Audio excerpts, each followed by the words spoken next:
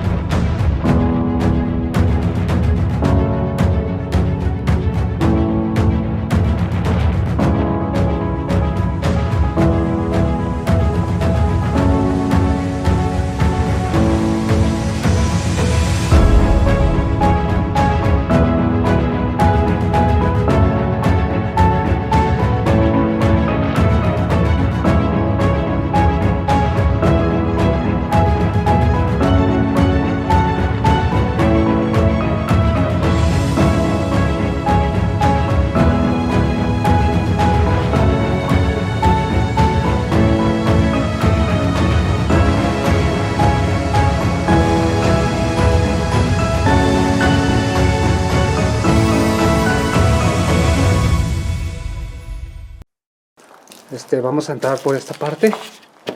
Bien, aquí vamos. Está muy oscuro, con cuidado. Podría haber algún animal.